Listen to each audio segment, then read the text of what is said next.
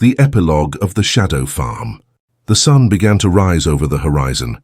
Lance pulled into Indianapolis, his body aching and his mind exhausted. He parked the car near Frank's office, limping as he made his way inside. The wreckage from the previous search still littered the floor, but Lance's focus was singular: Frank's lucky coat. The grungy old raincoat still hung on the rack, its bullet-riddled fabric a reminder of the life it had once saved. Lance took it down and slipped it on, the weight of it both comforting and sorrowful. He left the office and climbed back into the Ford, knowing he had to get back to Arkham to leave this nightmare behind. As he drove, Lance began going through the notes Frank had left, piecing together the details of the case. But one detail nagged at him, a loose thread that refused to be tied off. Who had hired Frank to find an heir to the farm? The notes were thorough, detailing the threats and the strange occurrences, but nowhere did they mention the identity of the client. Lance's thoughts grew darker as the miles passed, the road stretching out before him like a path into the unknown. The loss of his friend weighed heavily on his heart, the pain in his leg a constant reminder of the horrors he had faced. The sun rose higher in the sky, but it brought no warmth, no comfort. The shadows of the night still lingered in his mind, a darkness that would never fully fade. The road stretched endlessly before Lance, winding like a serpent through the desolate countryside. The hum of the engine was a dull thrum in his ears, a monotonous drone that threatened to lull him into the abyss of sleep. His leg throbbed with every pulse of his heart, the frostburn wound gnawing at his strength. He fought to stay awake, his eyes heavy with exhaustion, but the horrors of the night clung to him like a shadow, persistent, inescapable. The events replayed in his mind, vivid and raw. The towering creature, the fire, the screams. Frank. He swallowed hard, his throat dry as sandpaper, but the lump of dread remained lodged in his chest. The road ahead seemed unreal, as if it were some distant dream he was driving toward, not the familiar path back to Arkham. A path that no longer seemed like a return to safety, but a journey deeper into something far worse than he had imagined. He glanced into the rearview mirror. There in the back seat sat Frank. Lance's heart skipped a beat, his body going rigid. The dim light from the dashboard barely illuminated the ghostly figure, but there was no mistaking it. Frank Staples, his former partner, dead and gone. His eyes hollow and fixed on Lance, his mouth a grim, silent line. The car swerved violently as Lance jerked the wheel, his heart hammering in his chest. The tires screamed against the gravel as the car skidded off the road, lurching to a stop in the grass with a jarring thud. For a long moment he sat there, breathless, his pulse thudding in his ears.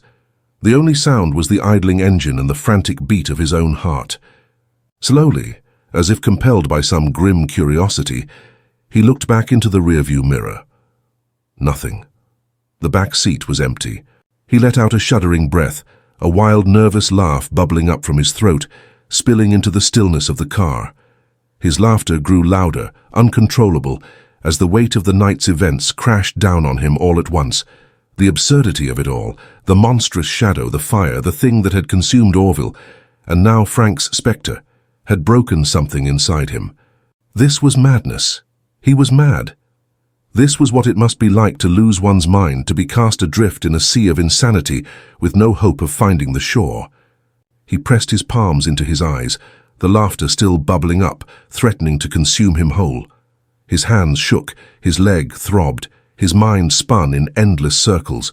Then he heard it, soft, casual, unmistakable. "Coat looks good on you." Lance froze. The voice was familiar, too familiar. Slowly he turned his head. There in the passenger seat sat Frank again, his ghostly form reclining comfortably, his hands resting casually on his spectral lap. He wasn't quite solid, his edges hazy and flickering like a half-forgotten memory, but there was no mistaking him. Frank's grin was wry, his eyes twinkling with the same mischievous glint they had always held in life. Lance's breath caught in his throat, his mind unable to process what he was seeing. His heart raced and his hand instinctively reached for the door handle, as if he could flee from this nightmare apparition. But something held him there, rooted him to his seat. "Although I do wish you'd taken more care with my auto," Frank continued, his gaze shifting toward the cracked windshield, the dented hood visible through the spider-webbed glass. It's seen better days. Lance stared at him, words failing him. The ghostly figure of his old partner looked so calm, so collected, as if this was a casual conversation between two friends and not an encounter with the impossible. You're dead, Lance finally managed to stammer, his voice hoarse and disbelieving. Frank's grin widened, his form flickering for a brief moment before solidifying again. Yeah, well, that's just a matter of perspective, isn't it? He leaned back in the seat as if settling in for a long ride. You've had one hell of a night, Lance, but here's the thing about nights like that. They tend to stick with you. Like ghosts, you could say. Lance's mind raced, trying to grasp the reality or unreality of what was happening. He pressed his hand against his forehead, feeling the cold sweat there, his thoughts a chaotic whirlwind. I'm going mad, he muttered, more to himself than to the ghost beside him. Frank chuckled softly. Maybe, maybe not.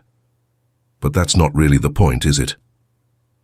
His voice softened, and for a moment, the mischievous grin faded, replaced by something more serious. You've got a long road ahead, Lance, and what you saw back there, it's just the beginning. The words hung in the air, thick with meaning, and Lance felt a chill crawl down his spine. He glanced at Frank, trying to understand, trying to believe what he was seeing. But why are you here? He whispered. Why now? Frank shrugged, his ghostly form flickering again as if it might vanish at any moment. Could be I'm here to guide you. Could be I'm just a part of that broken mind of yours. Or maybe, he added, his grin returning, I just wanted to make sure you didn't wreck my car any worse than you already have. Lance couldn't help it. A strained, nervous laugh escaped him, despite the gnawing fear that gripped his chest. The absurdity of it all was too much to bear. Why, Frank? Lance's voice cracked. Why did you kill yourself? Frank's face darkened, his smirk fading. I saw that thing kill the Traskin thug who brought me out to the farm. Saw the way it drained him. The way he screamed. Frank's gaze drifted away, haunted. I wasn't going to let that happen to me. I wasn't going to be fed to some abomination just so some hillbilly could live another generation. He paused, his voice dropping. So I took my way out. Lance nodded slowly. That was Frank, all right, pragmatic to the end, never one to let someone else decide his fate. But even as he felt a strange comfort in his friend's logic, doubt gnawed at him. His head was swimming, his mind still reeling from the night's horrors. How do I know this is really you? Lance asked, his voice barely a whisper. How do I know I'm not just losing my mind? Can you tell me something only I would know?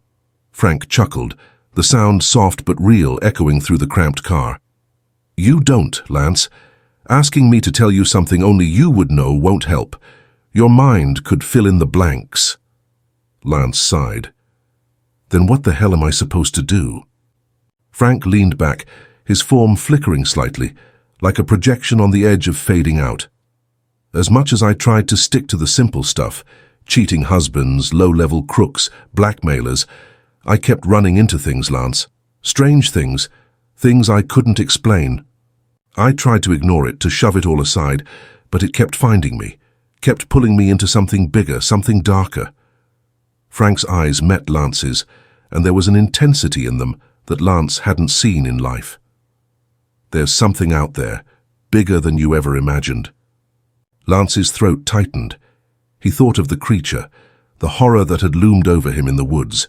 The thought of it still sent a cold wave of fear through him. But now it seemed like part of something much larger, part of a tapestry he was only beginning to see. Lance asked again in exasperation, Then what the hell am I supposed to do with this information? Think like a detective, Lance. You always were the smart one between us. Frank's voice softened, almost wistful. How about this? Before that Traskin goon grabbed me, I sent copies of all the strange case files I'd been working on to you. They should be waiting for you in Arkham by the time you get back. Look for them. They'll tell you more than I can right now. Lance's breath caught in his throat, a cold realization settling over him. Frank had always been cautious, always 2 steps ahead when it came to covering his tracks. If he'd sent the files, if they were real, then maybe this was real. A soft laugh escaped Lance, a mix of relief and fear. Frank, he whispered, "I'm gonna miss you." But when he turned to the passenger seat, Frank was gone. The car was silent once more, the only sound the wind howling through the broken windshield. Lance stared at the empty seat for a long moment, his heart heavy. Then, with a deep breath, he gripped the steering wheel and waited, listening to the expanse of the road stretching out ahead of him. Minutes passed, but nothing moved, nothing stirred. After a length of time, Lance drove back onto the road and continued east. He was still in pain, his psyche fractured, but his heart did not feel as heavy as it had. He drove onward, towards Arkham, towards the unknown. This ends The Shadow Farm, a forbidden case file of old New England. If you enjoyed this story, please like and subscribe and look out for our other tales from the tabletop, narrative transcriptions based on games we have played, such as Call of Cthulhu, D&D, and Vampire the Masquerade.